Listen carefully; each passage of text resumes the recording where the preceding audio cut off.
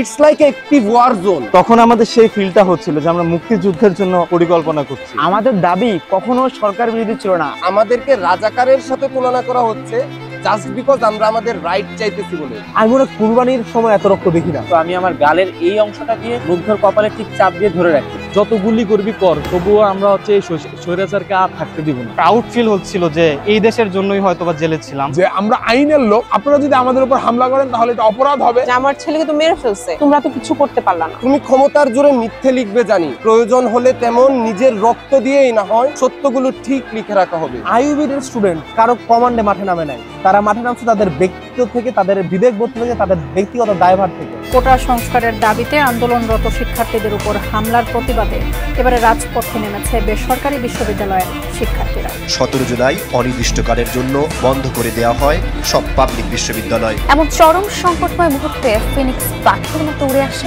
বেসরকারি বিশ্ববিদ্যালয়ের শিক্ষার্থীরা।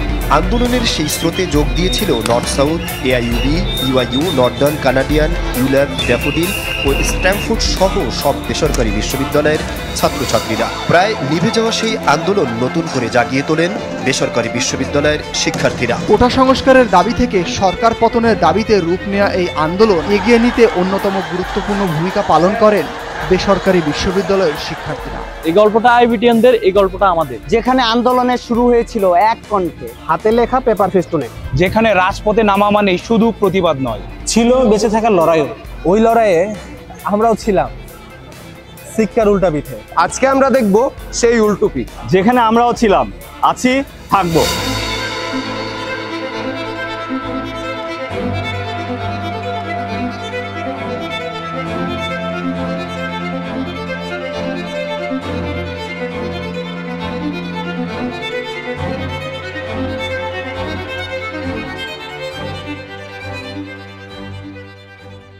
আইইউবিটির কোটা আন্দোলনটা শুরু হয় হচ্ছে 12 তারিখ থেকে। তো ওই দিন আমরা আমরা একটা মানববন্ধন আয়োজন করি। দেখলাম আমাদের উপস্থিতি অনেকই কম। যদিও উপস্থিতি নিয়ে অনেক হতাশা ছিল, কিন্তু আমরা আশাবাদী ছিলাম বিন্দু বিন্দু জল থেকে সাগর তৈরি হয়। অ্যাজ এ প্রাইভেট স্টুডেন্ট আমি আসলে কখনো এক্সপেক্ট করি না যে আমি কোনো সরকারি চাকরি করব বা গভর্নমেন্ট সেক্টরে কোনো সার্ভিস দিব।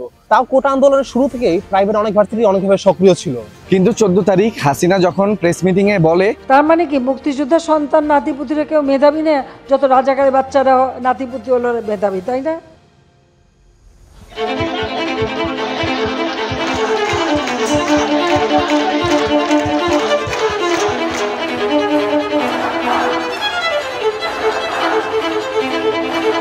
তো আমরা যারা বাংলাদেশে আছি, দ্য ওয়ার্স্ট থিং যেটা আপনি একজনকে বলতে পারেন সেটা হলো রাজাকার। 15 তারিখ আমার যখন ঢাকা ভার্সিটির হল থেকে পাবলিকের ছাত্রদেরকে বের করে দেওয়া হইতেছিল, সেটা চিন্তা করতেছিলাম যে একটা দেশের সরকার কতটা স্বৈরাচারী হইতে পারলে পাবলিক বিশ্ববিদ্যালয়ের শিক্ষার্থীদের উপরে এইভাবে অ্যাটাক করে। আমাদের দাবি কখনো সরকার বিরোধী ছিল না। 56% কোটার বিরুদ্ধেই ছিল আমাদের এই আন্দোলন। আমাদেরকে রাজাকারের সাথে তুলনা করা হচ্ছে জাস্ট বিকজ আমরা আমাদের রাইট চাইতেছি বলে। এইটা আসলে মেইনলি আমার ইফেক্ট করছে মনে করেন আন্দোলনে জয়েন করার জন্য। যখন ঢাকা ইউনিভার্সিটি স্টুডেন্টের উপর ছাত্রলীগে হামলা করে, দেন আমরা আবার 15 তারিখ ছোট আরেকটা মানববন্ধন করি, কিন্তু আমাদের রাজ গ্যাদার করা সম্ভব ছিল ব্যানারের কারণে।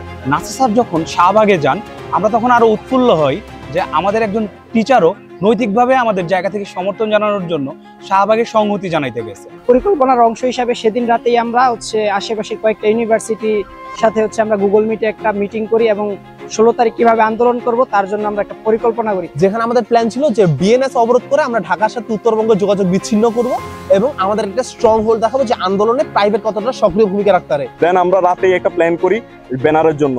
তখন 16 তারিখ আমরা যখন আইবিটি থেকে মিছিলটা নিয়ে বের হয়, এই জিনিসটা ছিল একটা ট্রাম্প কার্ড।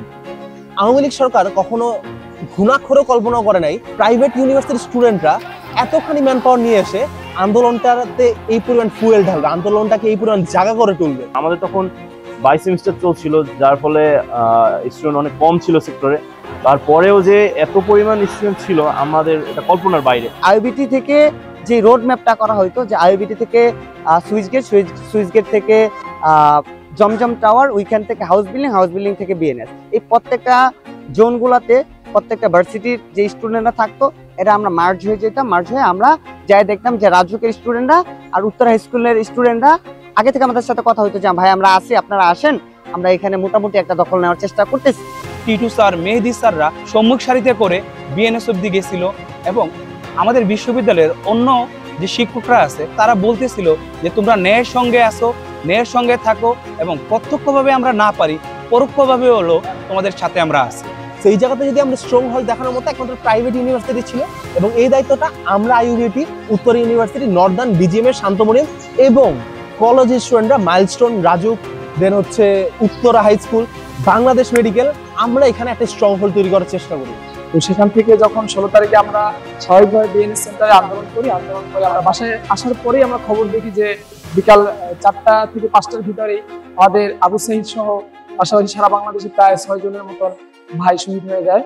এর পরবর্তীতে আমরা দেখতেছি যে না, আন্দোলনটা আরো চালিয়ে যেতে হবে। তো 17 তারিখ আমরা একটা গায়েবানা জানাজার আয়োজন করি, যেটা ভার্সিটির সামনে। গায়েবানা জানার জন্য ইমাম পাচ্ছিলাম না, একটা ভয় ছিল, আতঙ্ক ছিল যে নামাজ পড়াতে গেলে গ্রেপ্তার করবে, নামাজরত অবস্থায় ইমামকে ধরে নিয়ে যাবে। তখন আমি সর্বশেষ আমি নিজেই নামাজ পড়াই। আমরা বিকেলে গায়েবানা জানাজা নামাজ শেষ করার পরে আমি, সাদি, আশরাফুল, রাহাত, আশিক মিলে আশরাফুলের বাসায় যাই। তখন ছোট আশরাফুল একটা নিউজ দেয় যে ঢাকা ভার্সিটিতে কফিন মিছিল হইতেছে নীরব আন্দোলনের মতো। ওই অবস্থায় সাদি বলতেছিল যে একটা প্রতিবাদ কিছু একটা করার জন্য। তো আমরা মেসেজটা স্প্রেড করে দিই যে সেক্টরের আশেপাশে যারা আছে তারা যাতে এই টাইমে ক্যাম্পাসের সামনে 7:30টার মধ্যে চলে আসে মোমবাতি নিয়ে। তো হুট করে মাথায় আসে যে মোমবাতি কেন, ওয়াই নট মশাল। ওই মোমেন্টেই এই যে মোমবাতি প্রজ্বলন থেকে মশাল মিছিলে রূপান্তরিত হয় আর কি। এন্ড আওয়ামী লীগের একটা পেজ এবং আরেকটা পেজ ফেসবুকের শিক্ষা বার্তা আমাদেরকে ইসলামী ছাত্র শিবির নাম দিয়ে আমাদেরকে প্রচার করাইছিল যে ইসলামী ছাত্র শিবির মশাল মিছিল নিয়ে ঢাকা ভার্সিটি দিয়ে যাইতেছে। তখন এত স্টুডেন্ট ছিল ভার্সিটির সামনে, এটা কল্পনার বাইরে। এর ভিতরে আমরা প্ল্যান করি 18 তারিখে আমরা আবার নামবো। মশাল মিছিলের পর আমরা সাদিক ভাইয়ের সাথে একটা বাসায় যাই এবং আমরা একটা প্ল্যান করি। কি প্ল্যান? যেন আমরা ভার্সিটির সামনে আসতে যদি নাও পারি, আমরা যেন প্ল্যান বি একটা স্পেস, একটা জায়গা তৈরি করতে পারি যেখান থেকে আমরা রান করব। এবং আমরা বুঝে গেছিলাম যে 18 তারিখ সহজ হবে না। ইমার্জেন্সি সাপোর্টের জন্য বা ফার্স্ট এইডের জন্য আমরা একটা টিম বানাই। আমাদের নার্সিং ডিপার্টমেন্ট 11 তলার নার্সিং ল্যাবকে একটি অস্থায়ী মেডিকেল ক্যাম্পে রূপান্তরিত করে, যেখানে বাইরে থেকে নিয়ে আসা 8 জন ডাক্তার এবং আমাদের সিনিয়র নার্সিং স্টুডেন্টদের সমন্বয়ে আহতদের প্রাইমারি ট্রিটমেন্ট দেওয়া হয়। ব্যানার কে করবে এরকম একটা টিম বানাই। আমরা কয়েকজন যে 18 তারিখের জন্য একটা ব্যানার তৈরি করবো, সেটা এই ব্যানারটা রাতে 11টা বাজে তৈরি করতে হচ্ছে, সেখানে খুবই চ্যালেঞ্জিং ছিল। টঙ্গীতে পুলিশের টহল চলছিল, আব্দুল্লাহপুরে চলছিল, হাউস বিল্ডিং এ চলছিল। মাইক বা আনুষঙ্গিক যে ইমার্জেন্সি দরকার ছিল আমাদের মিছিলের জন্য, এরকম একটা টিম বানাই। তুষার স্যার কিছু পরিমাণ ফান্ডিং, অল্প ফান্ডিং দিয়ে আমার হাতে দিয়ে বলে যে তোমরা এটা দিয়ে একটা মাইক কিনেন। আমাদের ভার্সিটি থেকে শুরু করে বিএনএস সেন্টার পর্যন্ত পুরো একটা রেকি টিম ছিল।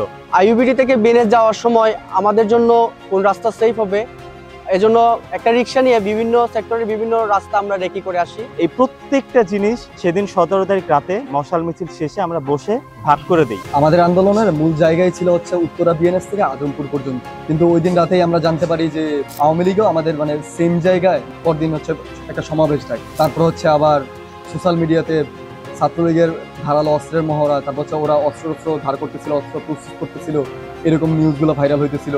সবকিছু মিলিয়েই একটা আতঙ্ক অনুভব করতেছিলাম আমরা। তো আমরা কেউই নিজেদের কথা চিন্তা করছিলাম না, তো আমরা চিন্তা করছিলাম হয় এবার না হয় নেভার। শুধুমাত্র আমাদের ভার্সিটি থেকে আমরা যে জনস্রোতটা নিয়ে যাই, আমরা যে গণজোয়ারটা নিয়ে যাই, এই গণজোয়ার থেকে শুরু হয় 18 তারিখ উত্তরা বিএনএস আন্দোলন। It's like active war zone.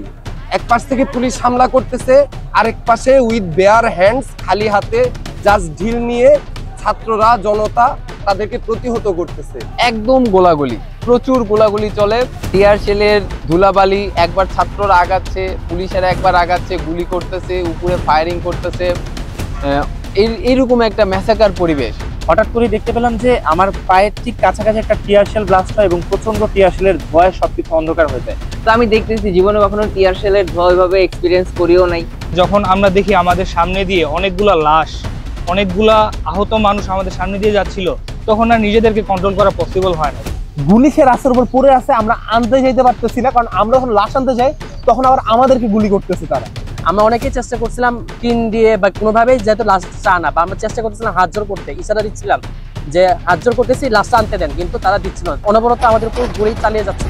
আজকে আসলে বেঁচে ফিরতে পারবো আমরা এটা কখনো চিন্তা করি নাই। ওই দিনে আসলে আমরা মানসিকভাবে প্রস্তুতি হয়ে নিচ্ছি যে যত গুলি করবি কর। তখন আমাদের মাথায় একটা জিনিসই কাজ করছে, সেটা হচ্ছে হয় মৃত্যু না হয় মুক্তি। আন্দোলন চলাকালীন এক পর্যায়ে আইন শৃঙ্খলার বাহিনীর কিছু লোক আমাদের সাথে সমঝোতা করতে আসে। উই আর সারেন্ডার্ড, আপনারা কিছুজন আমাদের সাথে আসেন, আপনারা আমরা ছেলে মেয়ে, আমরা আপনাদের গুলি করব না, আমরা একটা সমঝোতায় আসি। কিন্তু আমরা বুঝতে পারিনি সেটা আসলে একটা ট্র্যাপ ছিল, তাদের বুলেট শেষ হয়ে গেছিল।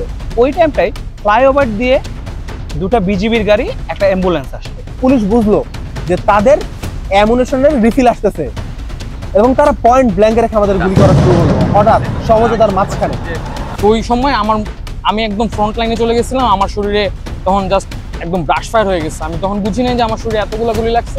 আমার শরীরের উপরে যে ছেলেটা গুলি খেয়ে পড়লো, এই শরীরের গরম রক্তটা আমার শরীরের উপরে পড়তেছিল, আমি ফিল পেতেছিলাম যে ব্লাডটা গরম। আমি এর ধরে যে রিক্সায় তুললাম, সেই রিক্সাওয়ালা পর্যন্ত গুলি খাইছে।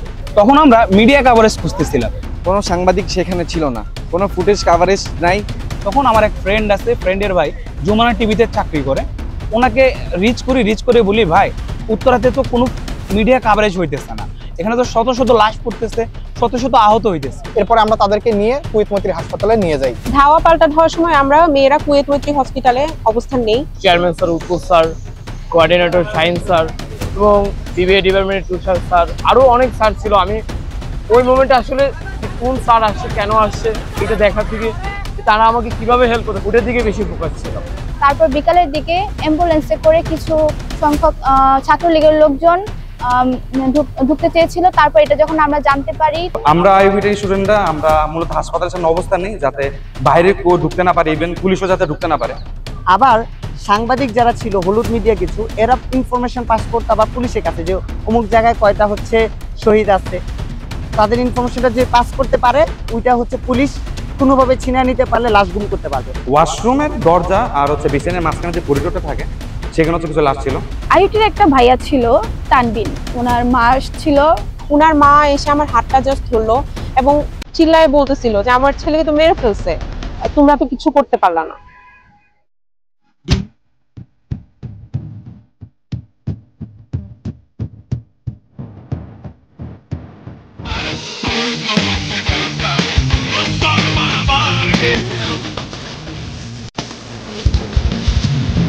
আমি তখন ভার্সিটিতে নতুন ছিলাম, তবে আমাদের আইবিটি স্টুডেন্টদের ভাইদের যে ঐক্য, যে চেতনা, যে এনার্জিটা ছিল, ওইটা দেখে আমি অনেক প্রাউড ফিল করতেছিলাম। আম্মুকে ফোন দিয়ে বলছি যে বাইরে তো হচ্ছে আছে গোলাগুলি হইতে পারে, তো আমি যদি গুলি খাই বা হচ্ছে আমার যদি কিছু হয় বা আমি যদি মারাও যাই, আমাকে ক্ষমা করে দিই। উত্তরের একটা গলিতে আমি মনে কুরবানির সময় এত রক্ত দেখি না। আমি নিঃশ্বাস নিতে পারতেছিলাম না, মনে হচ্ছিল পৃথিবীতে অক্সিজেন বলতে কিছু নাই। ঠিক যখন আমরা ব্রিজটার নিচে র্যাব 1-এর একটা গাড়ি সম্ভবত ও ব্যাক গিয়ারে এমন ভাবে নিছে, আমাদের ওইখানে জটলাটা ছিল, ওরা একদম জটলার মধ্যে ব্যাক গিয়ার নিয়ে এমন ভাবে মারছে ওইখানে, তখন ছেলেপেলে গাড়ি ভেঙে আগুন লাগাই দিচ্ছে, গাড়ির ভিতরে যে ড্রাইভার ছিল তাকেও মারছে। আমরা আহত হচ্ছি, প্রত্যেকটা সিচুয়েশনে এমন এমন মানুষ এসে আমাদেরকে সাহায্য করতেছে যাদের আমরা কখনো দেখি নাই। ওয়ান ইম্পর্টেন্ট থিং ইজ যে এক ভদ্রলোক এসে আমাকে বলতেছে যে বাবা 1000 টাকা নাও, আমি তো তোমার জন্য কোনো খাবার নিয়ে আসতে পারলাম না, তোমরা এই 1000 টাকা দিয়ে কিছু খেয়ে নিও। প্রথমে যখন আমি টিয়ারশেল খেয়ে খুবই ক্লান্ত হয়ে পড়ি এবং না খেয়ে গেছিলাম আন্দোলনে, তো পরবর্তীতে এক পর্যায়ে এক মা আমাকে ভাত খাওয়াই দিছে আমি না খেয়ে গেছে শুনে।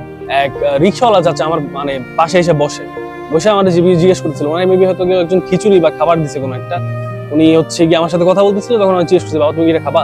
যাদের সাথে না আছে রক্তের সম্পর্ক, যাদের সাথে না আছে আমাদের পারিবারিক বা বন্ধুত্বের কোনো সম্পর্ক, ওই কিছুক্ষণ পরে আমি হচ্ছে গিয়ে ওইটা যাওয়া ধরছে অনেক জায়গায়, যে তখন হচ্ছে গিয়ে মানে গোলাগুলি চলতেছে। এট দ্যাট মোমেন্ট মানে একটা গুলি আসছে, যেটা আমার গায়ে না লাগে ওই চাচার গায়ে ইনস্ট্যান্ট লেগে গেছে।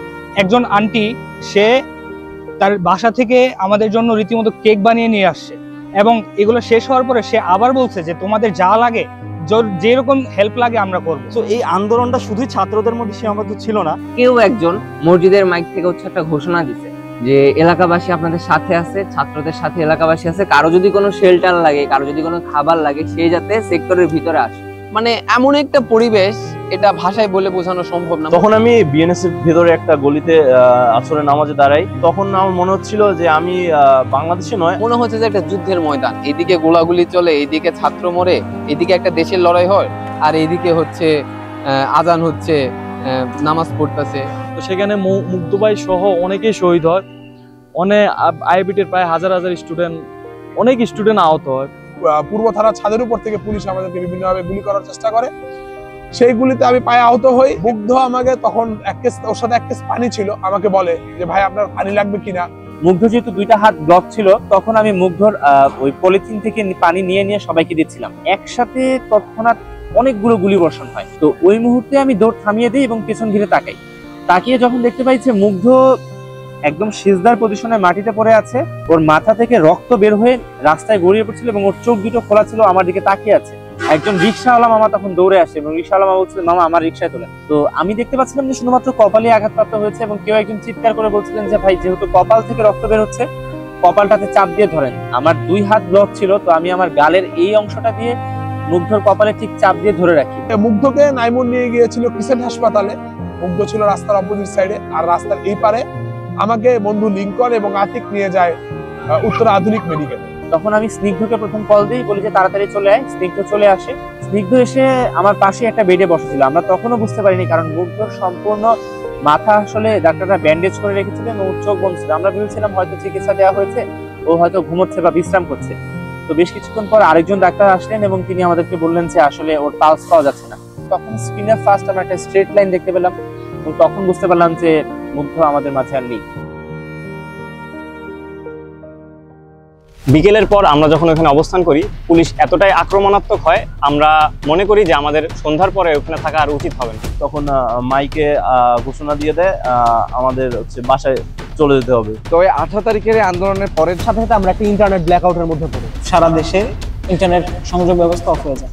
আমরা কি 19 তারিখ মাঠে নামবো কি নামবো না, আমরা কি কয়দিন ওয়েট করবো নাকি? এর পরবর্তীতে আমরা 19 তারিখে হচ্ছে আবার গায়বানা জানাজা হয় আইবিটির সামনে। দুপুরের পর আমরা ভাবলাম যে আমাদের যে সহযোদ্ধারা আহত হয়েছে বাংলাদেশ মেডিকেলে চিকিৎসাধীন আছে তাদেরকে আমরা দেখতে যাব। তখন দেখি বিপুল পরিমাণ মানুষ। বাংলাদেশ মেডিকেলের সামনে একটা গাছ আছে। তো এখানে ফ্যাসিবাদী আমলের যে একজন ছিল, ওনাকে ঝুলায় মানুষ রীতিমতো উল্লাস করতেছে। যখনই সামনে এগোতে যাই, অতর্কিতভাবে পুলিশের হামলায় হাউস বিল্ডিং এবং 7 নম্বরের যে রোড থেকে অতর্কিতভাবে পুলিশ গুলি বর্ষণ করতে করতে আসছিল। বিশ্বাস করেন, কানের পাশ দিয়ে যখন গুলি যায় তখন আসলে কলিজায় পানি থাকে না। আমরা এমন একটা জায়গার মধ্যে চলে যাই যেটা পুরো একটা মেজ হয়ে যায় আমাদের জন্য। আমাদের আশেপাশে কোনো জায়গায় ছিল না আমরা যে সেফ থাকবো, আমরা পুরো ব্ল্যাঙ্ক হয়ে গেছিলাম। আমরা যার মতো দৌড়ে আবার সেক্টরে চলে আসি যান বাঁচায়, এন্ড শুরু হয় আমাদের কারফিউ। কারফিউর দিনগুলো ছিল আমার জন্য একটু অন্যরকম কিছু। কারফিউর পরে ইন্টারনেট শাটডাউন করে দেওয়া হলো পৃথিবীতে।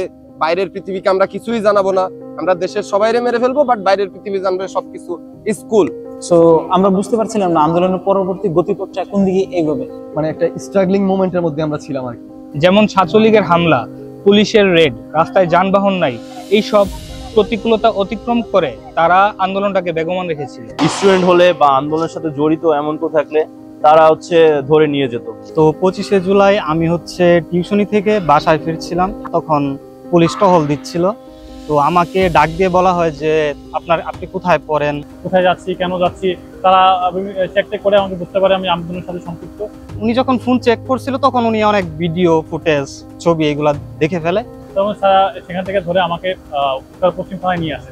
ওই দিন বিকালের দিকে আমাকে কেরানীগঞ্জ চালান করে দেওয়া হয়।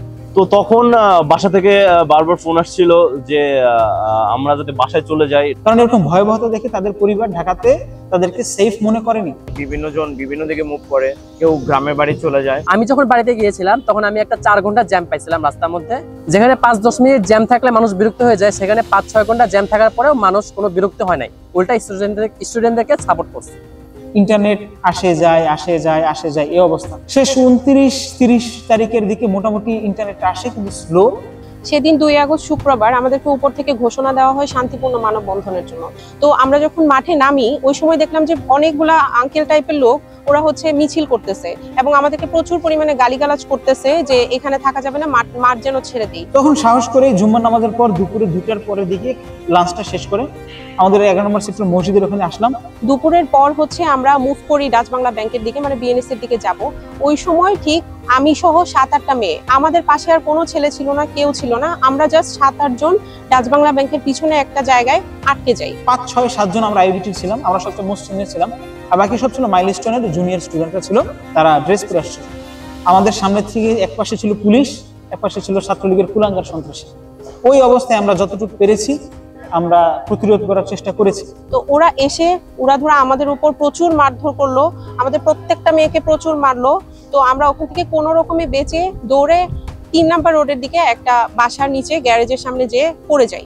অস্ত্রের হামলা থেকে আমরা বাঁচার জন্য আমরা এক মেডিকেলে আশ্রয় নিই।